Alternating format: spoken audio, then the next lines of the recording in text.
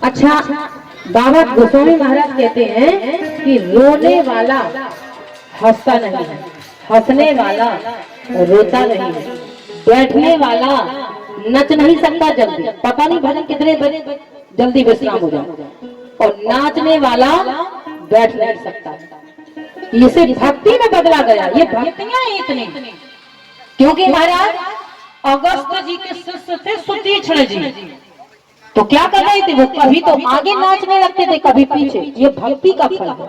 तो बोले महाराज, बाबा गोस्वामी महाराज से पूछा तो बोले हाँ, लेकिन किंतु परंतु मेरी पंक्ति में हंसने वाला रो रहा होगा और रोने वाला हंस रहा होगा, बैठने वाला नाच रहा होगा और नाचने वाला बैठा होगा। बोले महाराज ऐसे कैसे हो सकता है? अरे जब भी उसके ऊपर भक्ति का रंग आता है तो कब कहां से बीच में आकर के महाराज भगवान के गुणानुवाद में मुग्ध मग्न होकर के महाराज मन को डुबो करके सराबोर करके बाबा पंक्ति लिख रहे हैं कि मेरी चौपाई में ये दृश्य देखने को मिलेगा और कहीं नहीं देखने को मिलेगा। कैसा?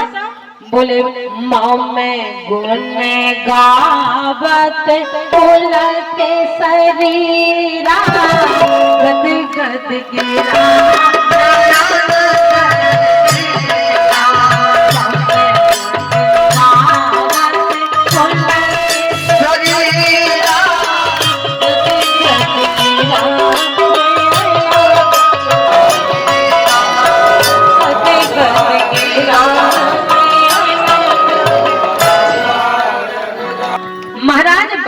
रंग हर किसी पर नहीं चढ़ता है।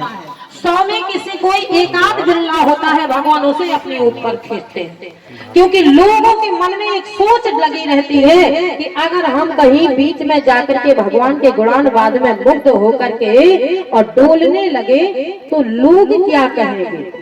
वो व्यक्ति ये चीज नहीं सोच सकता है कि लोग क्या कहेंगे, क्योंकि वो तो अपने भीतर की चाहे को ठाकुर जी की चाहे से जोड़ चुका है, और जब अपने भीतर की चाहे को ठाकुर जी की चाहे से जोड़ देती है तो बाबा गोस्वामी महाराज कहते हैं इसे ही भक्ति कहा जाता है। मुझे ना भला ना बुरा देखना है, लोग मुझे भला कहेंगे या बुरा कहेंगे इससे मुझे कोई लेना देना नहीं है, मुझे तो तेरा फैसला देखना है।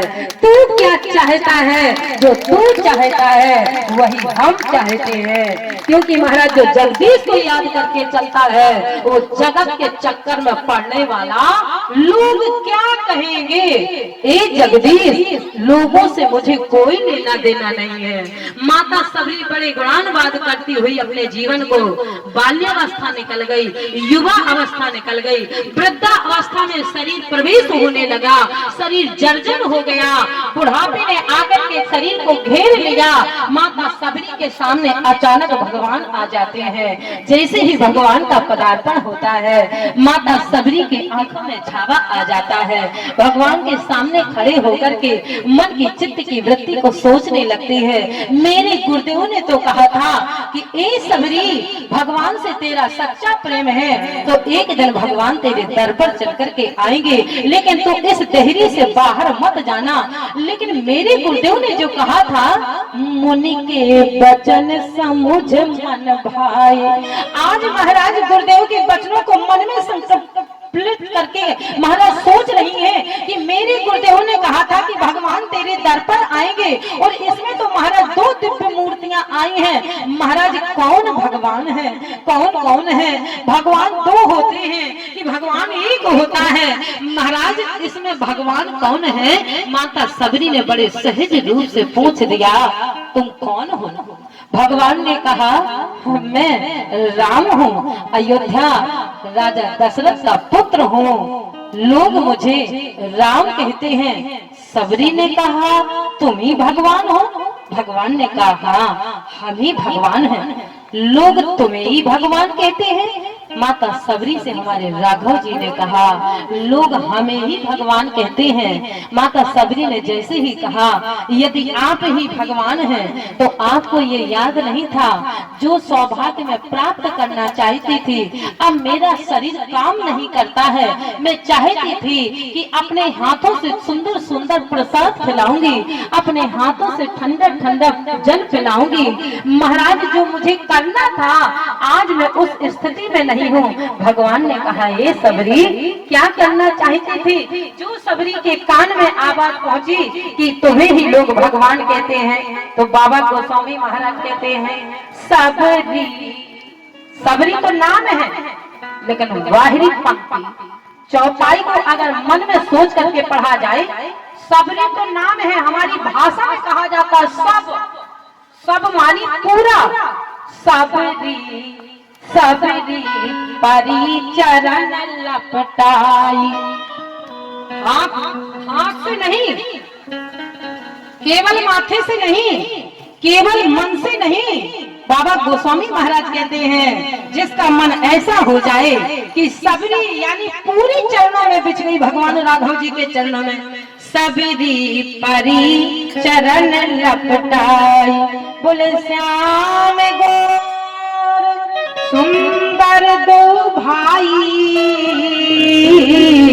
ओ सबरी परी चरण लपटाई। दोनों को देखा, वक्तव्य हुआ, माता सबरी चरणों में गिरी और हाथ जोड़ करके बोले, श्याम गौर चोर पाने प्रभु कीन है प्रणाम, कीन है प्रणाम। महाराज राघव जी के चरणों में आज सबरी चरणों में पड़ी हैं। बोले, जोर पानी आगे भई ठाड़ी, और प्रभु है बिलो के प्रीत अति बाढ़ी। जो राघव जी को देखा अंदर का प्रेम बाहर आ गया। जैसे हमारे जनक जी महाराज ने जब अमराई के पास में विश्वामित्र के सामने राम जी और लक्ष्मण जी को देखा तो भीतर वाला प्रेम बाहर दिखने लगा। बोले, जोग भोग महा राखी गोई,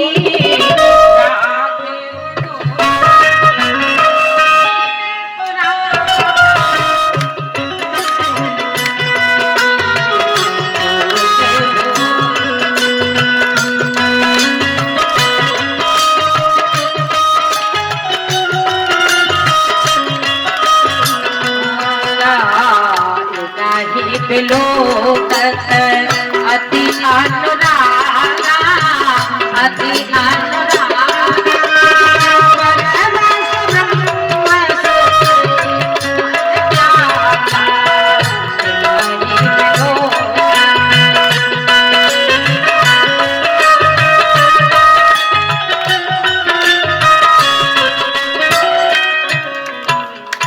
हाथ जोड़ करके जोर पान, जैसे हाथ जोड़े हुए भगवान ने देखा, सबरी क्या चाहती हो? सबरी ने कहा, सरकार मैं आज तक इंतजार में रही हूँ कि आपकी सेवा का सौभाग्य मिलेगा, लेकिन महाराज आज मैं सेवा करने से वंचित हूँ। भगवान ने कहा, क्या बात करती है सबरी? हाँ, माता सबरी कह रही है, मैं पढ़ी लिखी नहीं हूँ। सरकार मैं चाहती थी कि आपके चरणों को धोकर के चरणों रख लेती। भगवान ने कहा, चिंता मत कर सबरी, वो सौभाग्य अभी ले।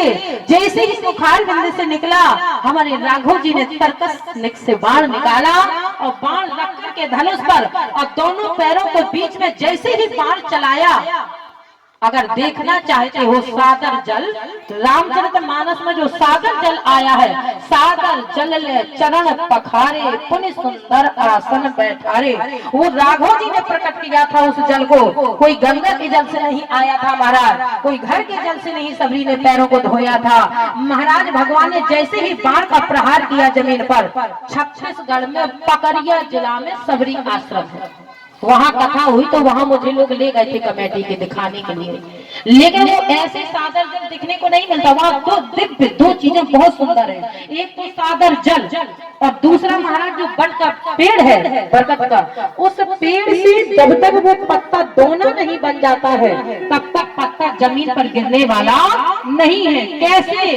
बोले उसी पेड़ के नीचे मतंग ऋषि ने बैठ करके तपस्या की थी, और जब उस पेड़ के नीचे तपस्या की तो भगवान कहते हैं उसी पेड़ के पत्ते में जलपान करना, फलपान करना। मतंग ऋषि उसी पेड़, आज भी उस पेड़ में जो भी पत्ता नीचे गिरेगा वो दोना बन के गिरेगा, और मामूली दोना नहीं तो लोग कहेंगे लोग वो तो सूख के तो वैसे ही दोना बन जाए, सूखा हुआ नहीं, ताजा पत्ता। और जिस तरह से अपन लोग दोना इस तरह से बनाते थे उसी तरह का दोना बनकर के जमीन पर गिरता है। दूसरा दिव्य दर्शन, महाराज जब भगवान के अचला को एक तरफ करवाओगे पंडित जी से, महाराज हमें वो सागर जल देखना है, तो जैसे ही उस अचला को एक तरफ करवाओगे भगवान के पीताम्बर को, तो दोनों चरणों के बीच में वो सागर जल भगवान ने प्रकट किया है। सबरी नीचे बैठी है, ए सबरी तुझे वो सौभाग्य चाहिए, कहीं नहीं जाना है ही जल और है ही मेरे चरण और है ही तुम। सागर जल ले चरण पखारे,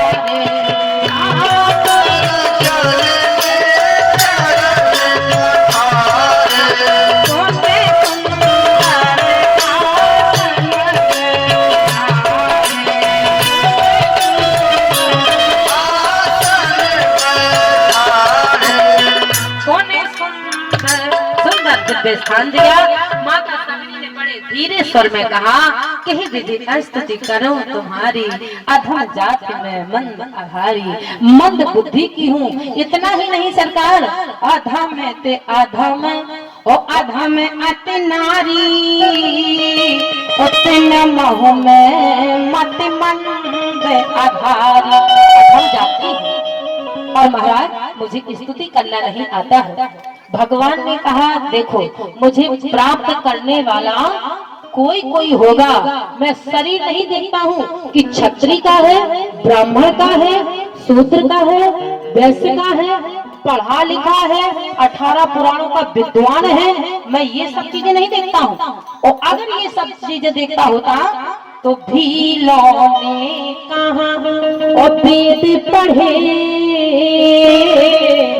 सबरी भी कहाँ की त्वार में थी। क्या ब्राह्मण शरीर था? गणिका ने कहा पर योग किए, पर राम चरण की पुजार में थी, पर राम चरण की पुजार में थी।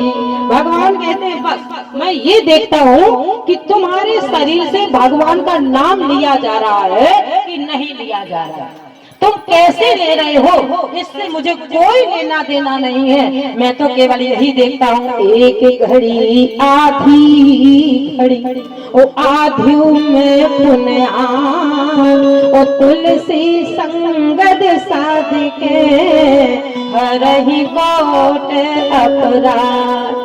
महाराज